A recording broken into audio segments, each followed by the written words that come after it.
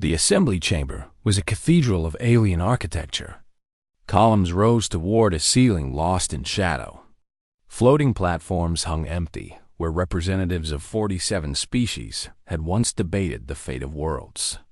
Now, it was a killing ground. High Arbiter Zethros stood at the center of the chamber surrounded by his elite guard. 50 warriors from the most dangerous species in the Concord. They were armed with weapons that could cut through starship armor. They had never known defeat. Commander Cole crashed through the doors with 30 Marines at his back. They opened fire without hesitation. The first volley dropped a dozen guards before they could react. Then the return fire came and humans started dying. The battle was short and savage. Marines fell one after another. They kept shooting until their weapons ran empty, and then they fought with knives and fists. A young private named Annie Reeves tackled a Keth warrior twice her size and drove a blade through his eye. She died moments later when another guard crushed her skull, but she died smiling. Cole pushed forward through the chaos. His rifle was empty, and his sidearm had only 3 rounds left. He used them carefully. 1 shot for a guard raising a weapon. 1 shot for another blocking his path. The last shot for a warrior lunging at him from the side. Then he was face to face with Zethros. The High Arbiter towered over him on 6 jointed legs. His compound eyes reflected Cole's battered form 1,000 times. Mandibles clicked as he spoke. "You have come far, human. But you cannot change what will happen. Your species is doomed." Cole drew his combat knife. It was a simple blade of carbon steel. Nothing special. His grandfather had carried it in wars on Earth a century ago. He had always said the knife would outlast any weapon with moving parts. Zethros struck first. His bladed forelimb moved faster than human eyes could track. Cole threw himself to the side and felt the wind of the blow pass his face. He rolled and came up slashing. The knife scored a line across the Arbiter's leg joint. Black ichor oozed from the wound. Zethros made a sound that might have been surprise. No enemy had drawn his blood in 300 years. They fought across the chamber. The Arbiter was stronger and faster, and his reach was twice Cole's height. But Cole had spent a year fighting beings that should have killed him. He had learned to read their movements and predict their attacks. He had learned that size meant nothing when you were willing to die. The end came suddenly. Zethros overextended on a killing strike, and Cole stepped inside his guard. The knife punched through the gap between chitinous plates and found something vital. The Arbiter staggered. His legs buckled. He fell. Cole stood over him, breathing hard. Blood dripped from a dozen wounds across his body. He could barely lift his arm. But he was alive and Zethros was not. The surviving guards threw down their weapons. Without the Arbiter to command them, they had no will to fight. Human Marines secured the chamber and began transmitting on every available frequency. The Battle of Vareth Prime lasted 3 days in total. When the fighting finally ended, the station was scarred by 1,000 impacts, and its corridors were littered with the dead of a dozen species. The Concord leadership was gone. Zethros and his inner council had all died in the assault or taken their own lives rather than face capture. Of the 300 human ships that had attacked, 87 survived. Admiral Vance was dead along with 30,000 of her people. Commander Cole was pulled from the assembly chamber more dead than alive. Emergency medics placed him in stasis before his wounds could kill him. News of the victory spread across the galaxy in hours. The massive fleet heading for Earth received the reports and fell into chaos. 800,000 warships found themselves without central command. Different species issued conflicting orders. The Keth demanded they continue the attack. The Marathi wanted to return home to defend their worlds. Arguments became threats. Threats became weapons fire. Within a week, the great fleet had scattered. Some species simply left. Others turned on former allies to settle old scores. The coalition that had ruled the galaxy for 10,000 years dissolved. Like smoke in the wind. Ambassador Grace Holloway stood in the ruins of the assembly chamber and broadcast a message to every corner of Concord space. Her voice was calm and clear. She spoke of everything humanity had suffered in the past year. She spoke of the lies the Concord had told and the crimes they had committed. Then she offered something the Concord never had: peace, not submission, not domination. True peace between equals. Humanity had not fought to conquer the galaxy. They had fought to survive. Now that survival was assured, they had no interest in revenge. They wanted only to live in freedom and to offer that same freedom to others. The response came slowly at first. The Pelori were the first to accept. They had dreamed of freedom for 500 years, and finally it was within reach. The Namari followed. Then species that had remained neutral during the war. Then species that had fought against humanity, but no longer had the will to continue. 3 months later, the Treaty of New Earth was signed in the rebuilt city of Chicago. 24 species placed their marks on the document that created the Galactic Commonwealth. There would be no high arbiters in this new order. No ultimatums. No species would be threatened with extinction for growing too strong. Commander Cole woke from stasis to find himself a hero. They had given him medals and promotions and offered him any position he wanted. He asked only for a small ship and permission to explore the galaxy in peace. After a year of war, he wanted to see what they had been fighting for. President Grant served 2 more terms before retiring to teach history at a small university on Mars. He spent his final years writing about the war and the lessons humanity had learned from it. Ambassador Grace Holloway became the first human to serve as Commonwealth Speaker. She spent 20 years building bridges between species that had been enemies for millennia. When she died at 91 years old, representatives from every member world attended her memorial. The war passed into history. Children born after its end learned about it in school, the way previous generations had learned about ancient conflicts on Earth. The names became legends. Vance and Cole and Grant and Holloway. The ships that fell at Vareth Prime. The Marines who stormed the assembly chamber. But the greatest legacy was not the heroes or the battles. It was the simple truth that humanity had proven. They gave us an ultimatum. They told us to kneel or die. They believed we would break because every other species had broken before. They did not understand what they were facing. They did not understand that humans do not surrender. We bend, we bleed, we lose those we love, but we never stop fighting. And in the end, we showed the galaxy something they had forgotten. That the measure of a species is not in the size of their fleet or the power of their weapons. It is in their courage, their determination, their refusal to accept defeat. The galaxy learned that lesson. They would never forget it. 6 months into the war, humanity was still alive. This simple fact amazed the galaxy. Admiral Laura Vance sat in her command center inside the hidden asteroid base and studied the casualty reports. The numbers were brutal. Earth had been bombarded twice. The city of Chicago no longer existed. A crater filled with radioactive glass marked where 12 million people had lived and worked and loved. New Shanghai had suffered similar fate. The colony world of Haven's Rest had fallen completely.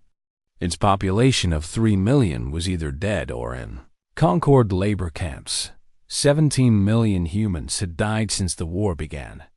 The fleet was down to 400 operational ships from the original 800. Ammunition was running low, and replacement parts were becoming scarce. Every week brought new losses, and every week the Concord grew stronger. But humanity kept fighting. That was the part the Concord could not understand.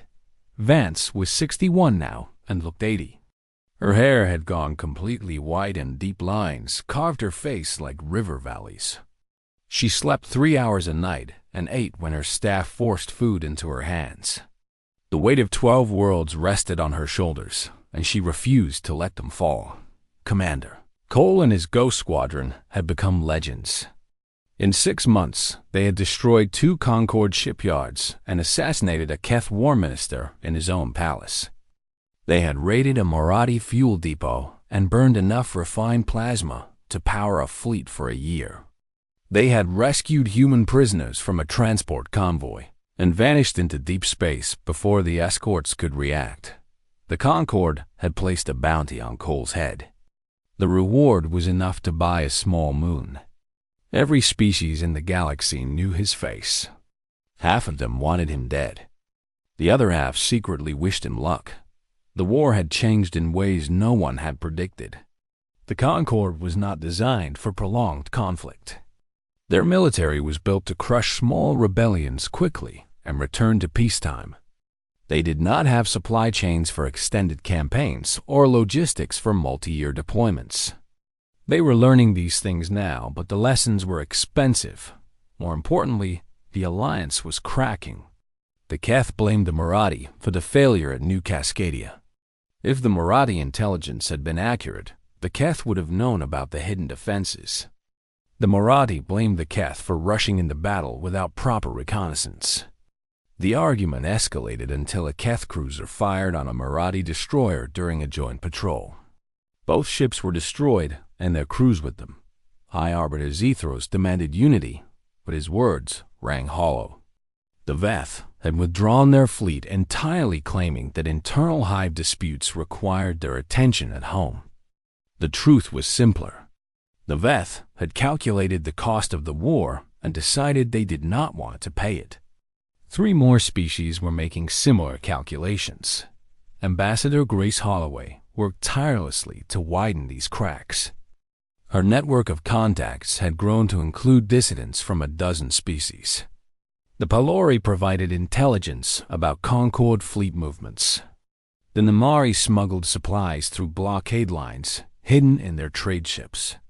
A faction of young Marathi, who opposed the war, leaked diplomatic communications that revealed the chaos within the Concorde. Leadership. The turning point came 7 months into the conflict. A human strike force captured a Concorde communications relay station in a lightning raid. The station contained encrypted files dating back centuries. Human codebreakers worked for 3 weeks to unlock them. What they found changed everything. The ultimatum had been a lie. Humanity was not being punished for aggressive expansion or unpredictable psychology. Those were excuses crafted for public consumption. The real reason was buried in documents marked for Concorde leadership only. The Concorde had been watching humanity since first contact 50 years ago. They had studied human history and human biology and human psychology. They had run simulations predicting human development over the next 1,000 years.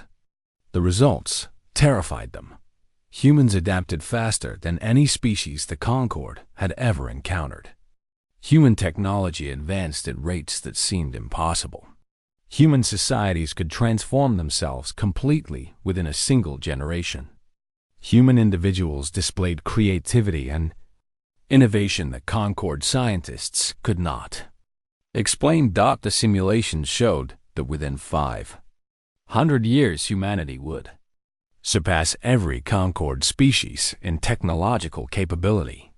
Within 1,000 years, humans would be the dominant power in the galaxy. The Concorde had not issued an ultimatum because humanity was a threat. They had done it because humanity would become unstoppable if allowed to grow. President Grant ordered the documents broadcast on every frequency across the galaxy. Human ships carried the recordings to neutral ports. Namari traders spread them along their routes. Within a month, every species in Concorde space had seen the truth. The reaction was immediate. Species that had accepted Concorde rule for millennia began to question their masters. If the Concorde had lied about humanity, what else had they lied about? Old grievances resurfaced.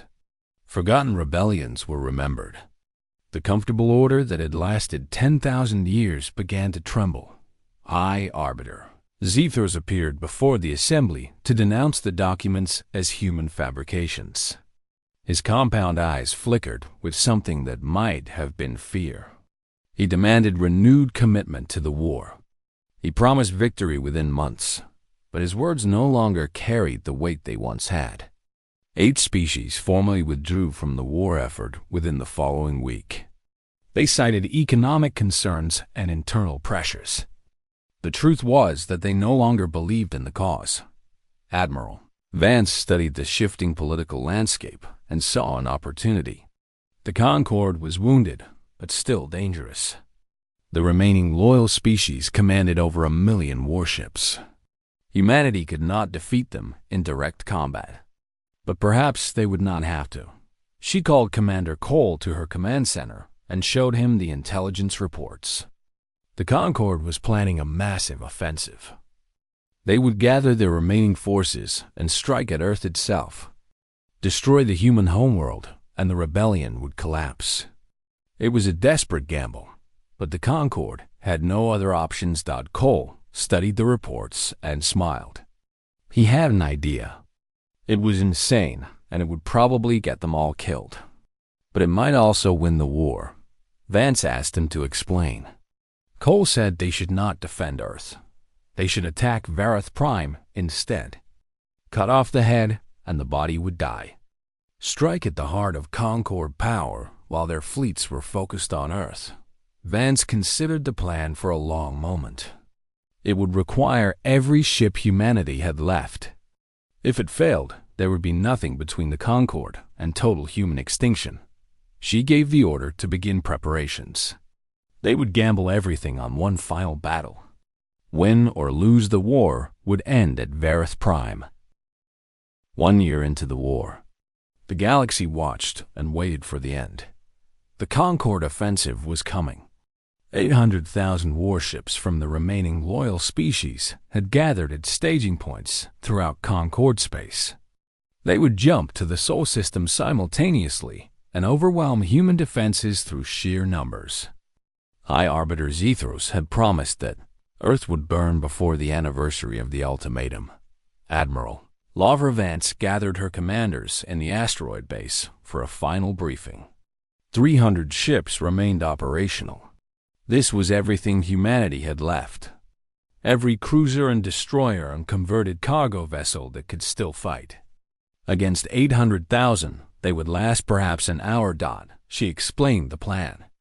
They would not be defending Earth. They would be attacking Vareth Prime. The commanders stared at her in silence. Some of them thought she had finally lost her mind. Others saw the desperate logic behind the madness. If they could destroy the Concorde leadership, the massive fleet heading for Earth would have no central command. Without High Arbiter Zethros to hold them together, the alliance would collapse into chaos. Commander Cole stood and addressed the room.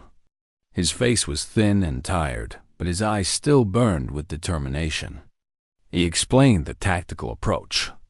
Human ships would emerge from jump space, inside the defensive perimeter of Vareth Prime. The Concorde would never expect an attack on their capital. Their defenses would be oriented outward against external threats. By the time they reacted, human forces would already be inside the station. The plan required perfect timing. Ambassador Grace Holloway had been working with their allies among the neutral species. The Pelori had agreed to blockade 3 major jump points that Concorde reinforcements would use. They would claim technical malfunctions and bureaucratic delays. Every hour they could buy was another hour for the human assault.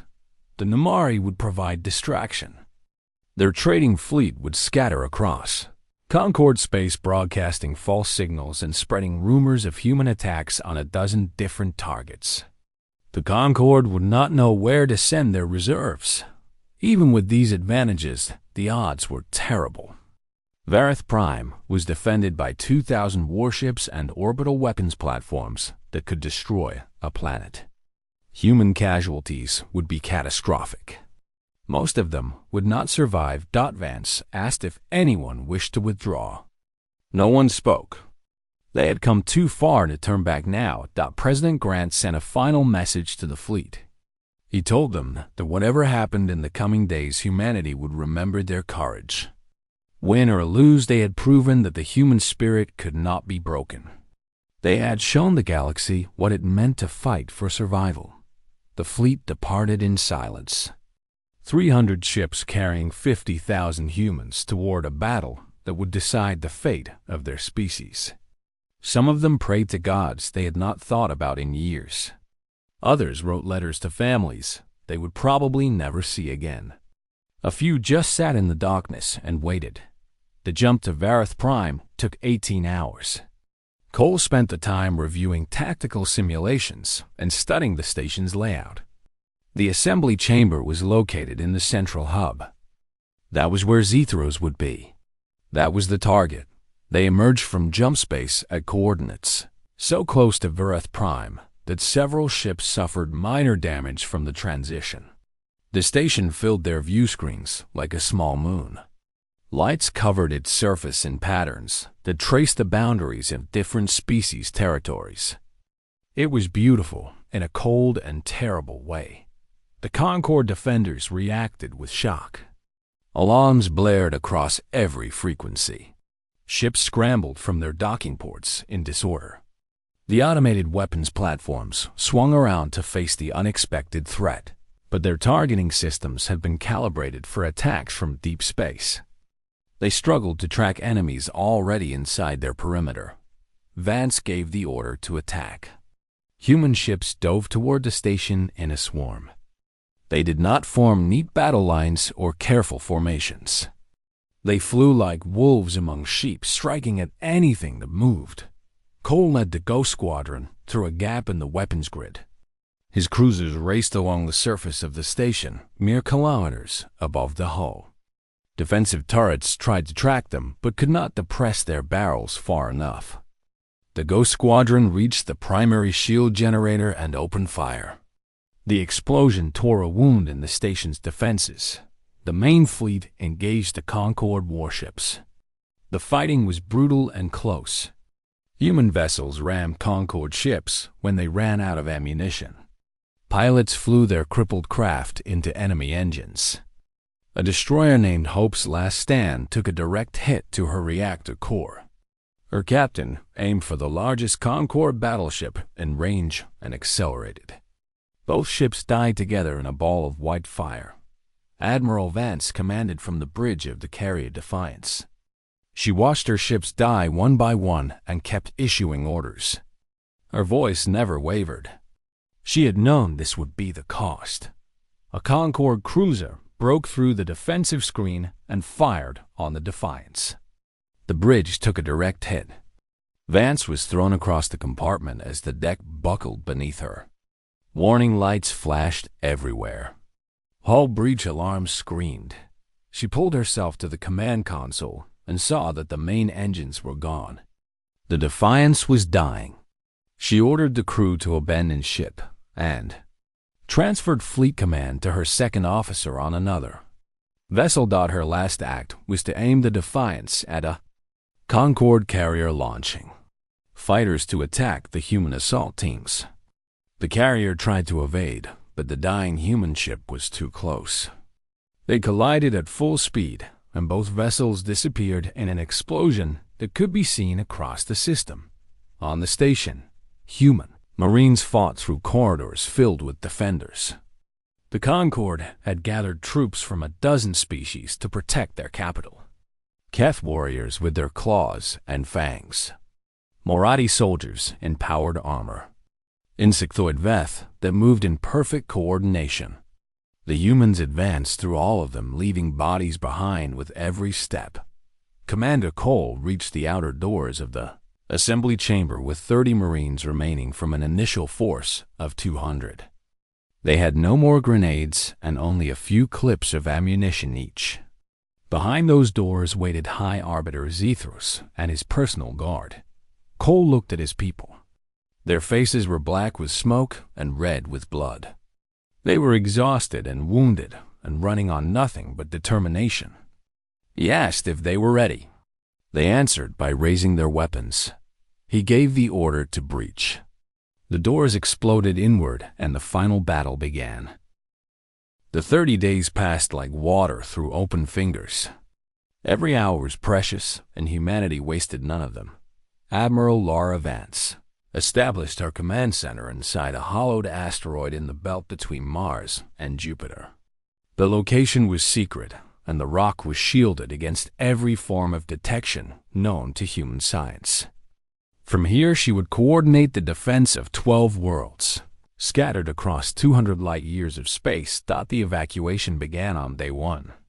Civilian transports lifted off from every human world carrying children and elderly and anyone who could not fight. They were taken to hidden locations in deep space where automated stations had been preparing for decades. These bunker worlds were humanity's insurance policy. Even if every colony fell, the species would survive. Captain Daniel Cole was promoted to commander and given authority over a special strike force. He selected his ships personally, fast cruisers with experienced crews and captains who understood that the old rules of engagement no longer applied. They would hit hard and disappear before the enemy could respond. Every factory on every human world switched to war production. Cargo ships were fitted with weapons. Mining vessels were converted to mine layers. Civilian pilots learned combat maneuvers in simulators running 20 hours a day. Humanity transformed itself into a weapon. The first Concorde fleet arrived at the colony world of New Cascadia on day 31. 400 warships from the Keth Dominion dropped out of jump space in perfect formation. The Keth were reptilian beings with scales the color of dried blood and eyes that saw into the infrared spectrum. They were known throughout the galaxy as methodical and patient conquerors. Their admiral was a veteran of 60 campaigns. He expected to find a terrified population begging for mercy. He found an empty world. The colonists were gone. The city stood silent. Automated systems kept the lights on and the water running, but no living human remained on the surface. The Keth admiral was confused, but not concerned. He ordered his fleet into orbit to begin the occupation. Perhaps the humans had fled to underground bunkers. His troops would find them eventually. As the Keth ships moved into position, the ocean below them began to boil. Submarines that had been hiding in the depths for weeks launched their missiles. The weapons streaked upward through the atmosphere and struck the Keth formation before they could react. 40 ships died in the first salvo. Then the weapons platforms activated.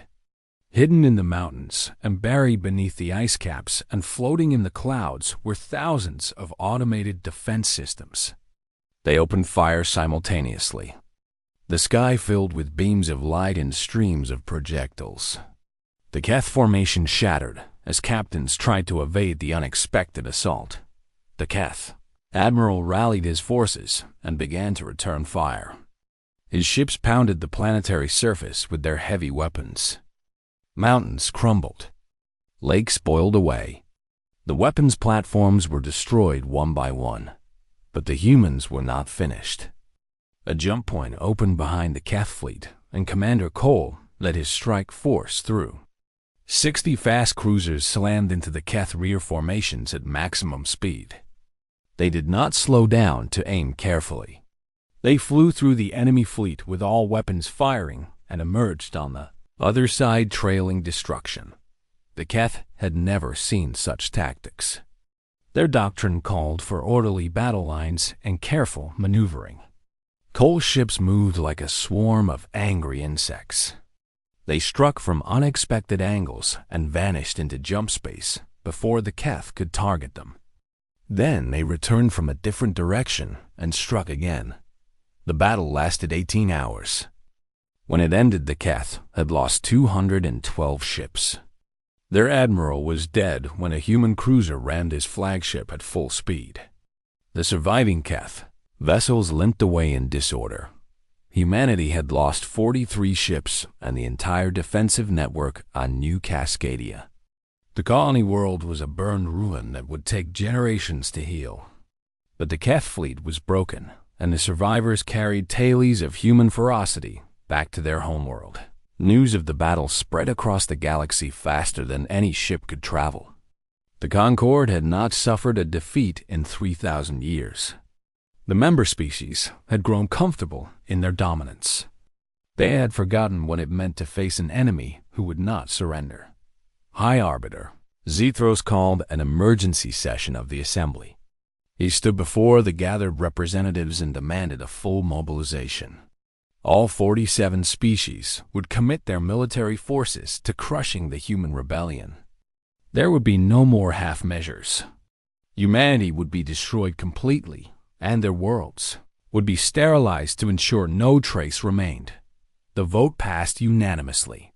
Within days, the largest fleet in galactic history began to assemble. Over 2 million warships from dozens of species gathered at staging points throughout Concorde space. The operation would take time to coordinate, but when it was ready, nothing could stand against it. But something unexpected happened in the aftermath of New Cascadia. Species that had suffered under Concorde rule for centuries began to whisper among themselves. The Palori were an aquatic people who had been forcibly absorbed into the Concorde 500 years ago. Their homeworld was now a Concorde military base, and their population had been scattered across a dozen colony worlds. They hated their masters, but had never dared to resist. Now they watched recordings of human ships ramming Keth vessels and human pilots dying with weapons still firing. They saw something they had not seen in 5 centuries. Hope. Namari were a wandering species of traders who lived on vast generation ships. They had no homeworld to protect and no military to speak of.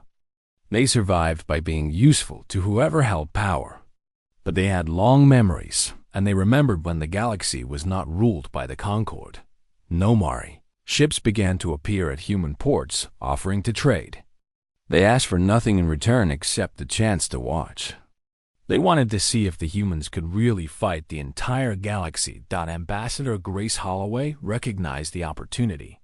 She established secret channels of communication with Palori Distance and Nomari elders. She could not ask them to fight. That would mean their destruction. But she could ask them for information. She could ask them to look the other way when human ships passed through their territory. She could plant seeds that might bear fruit in the months ahead. Commander Cole returned from New Cascadia to find himself famous. His face was on every news channel, and his tactics were studied in every military academy. Admiral Vance promoted him again and gave him command of the newly formed Ghost Squadron. His mission was simple: make the Concorde afraid. He accepted the assignment with a small smile. The war had only just begun, and already they had won one impossible victory. The enemy was angry now. Good. Angry enemies made mistakes. Somewhere in the depths of space, 2 million warships were preparing to descend upon humanity. The odds had not changed. The math still said humanity would lose. But the humans kept fighting anyway. It was all they knew how to do. The message arrived on a Tuesday morning in the year 2347. Ambassador Grace Holloway stood in her office on the orbital station above Earth and read the words 3 times before she believed them. The Concorde of aligned species had summoned humanity to answer for its crimes. She did not know what crimes they meant. Humanity had done nothing wrong. Grace was 52 years old with gray hair. She refused to die, and sharp, green eyes that missed nothing. She had spent 30 years in diplomatic service. She had negotiated treaties with beings that breathed methane and creatures that communicated through color changes in their skin. Nothing had prepared her for this. She boarded her ship and traveled for 6 days through jump space to reach Vareth Prime. The station was the largest structure ever built by any civilization.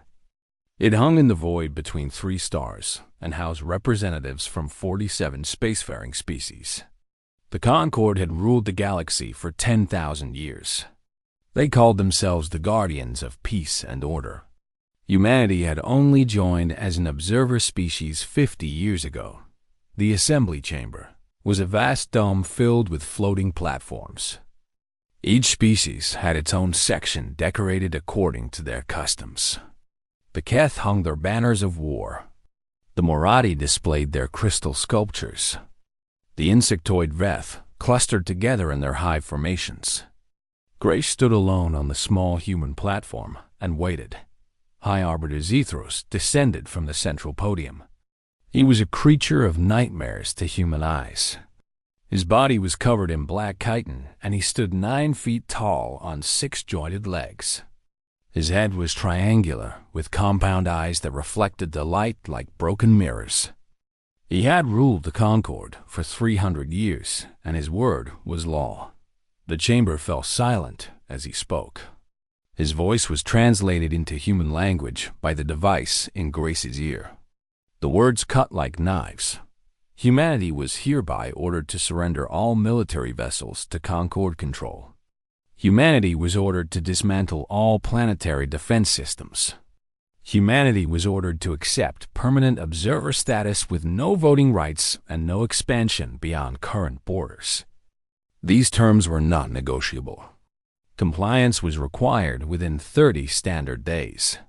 Refusal would result in the complete destruction of human civilization. Grace felt the blood drain from her face.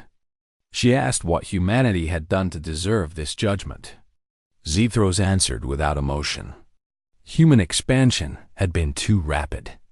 Human reproduction rates were unsustainable. Human psychology was unpredictable and violent. The Concord had determined that humanity posed a threat to galactic stability. The threat would be contained before it grew beyond control. She asked if there was any possibility of appeal. Zethros said there was not. The decision had been made by unanimous vote of all 47 member species. Humanity would submit or humanity would burn. He gave her a data chip containing the formal declaration and dismissed her from the chamber. Grace returned to Earth in a daze. She went directly to the office of President Samuel Grant and placed the data chip on his desk. He was a tall man with kind eyes and a calm voice. He had led humanity through 2 economic crises and a solar flare disaster. He read the ultimatum and his face went pale. He called an emergency session of the United Terran Council. Military commanders and scientists and diplomats gathered in the underground bunker beneath the capital city. Grace stood before them and explained what she had witnessed. The room erupted in chaos. Admiral Lavra Vance demanded silence. She was 60 years old, with iron-gray hair cut short and a voice that could freeze fire. She had commanded the Terran Defense Fleet for 15 years. She pulled up a holographic display showing the military balance. The Concord fielded over 2 million warships across 47 species. Their smallest battlecruisers outgunned human dreadnoughts. Their technology was centuries ahead in most areas. Humanity had 800 combat vessels, and perhaps 200 more that could be converted from civilian use. The math was simple. If war came, humanity would lose. The room fell into despair. Some voices called for surrender. Better to live as subjects than die as rebels. Others demanded defiance, even if it meant extinction. The argument went around and around with no resolution. Then a young voice spoke from the back of the chamber. Captain Daniel Cole stood up from his seat among the junior officers. He was 34 years old, with brown hair and blue eyes, and a face that looked younger than his years. He had earned his rank through skill and bravery in border skirmishes against pirates. No one expected him to speak. He said that everyone was looking at the wrong numbers. Yes, the Concord had more ships. Yes, their technology was superior. But the Concord had never fought a real war. They had crushed small rebellions and absorbed primitive species. They had never faced an enemy that would rather die than surrender. He pointed to the historical records. When the Keth conquered a world, the defenders usually surrendered after the first major battle. When the Moratti faced resistance, they simply bombarded from orbit until nothing was left. The Concord species did not understand total war. They did not understand what humans were capable of when their backs were against the wall. More importantly, the Concord was not unified. Each species maintained its own fleet with its own tactics and its own commanders. They cooperated, but they did not truly trust each other. Old rivalries and grudges simmered beneath the surface. If humanity could survive the first strikes and make the war costly enough, those cracks would widen. Admiral Vance studied the young captain with new interest. She asked what he proposed. Cole said they should not try to win a conventional war. They should fight like humans had always fought when outnumbered. Strike fast and vanish. Target supply lines and command centers. Make every victory cost the enemy dearly. Turn their size into a weakness by forcing them to defend everything everywhere. President Grant listened to the debate for 3 more hours. He heard every argument for surrender and every argument for resistance. Finally, he stood, and the room went quiet. He said that humanity had clawed its way up from caves and swamps. Humanity had survived ice ages and plagues and wars that killed hundreds of millions. Humanity had split the atom and reached the stars. They had not come so far to kneel before beings who had decided they were too dangerous to exist. He would not order anyone to fight. Any citizen who wished to accept Concord rule could do so. But he would not surrender on behalf of the human race. Earth would resist. The colonies would resist. And if they died then, they would die on their feet with weapons in their hands. The vote was taken. It was not unanimous. 37 council members voted for resistance. 12 voted for surrender. The 12 were escorted from the chamber and given transport to neutral space. They were not punished. President Grant said that fear was not a crime. Grace Holloway sent the human response to Verith Prime the next morning. It was a single sentence. Humanity declines your generous offer. The galaxy held its breath. In 30 days, the largest military force ever assembled would descend upon 12 human worlds. The smart money said humanity would last perhaps 6 months before the last colony fell. The odds makers gave them no chance at all. But the odds makers had never seen humans fight for survival. They were about to learn.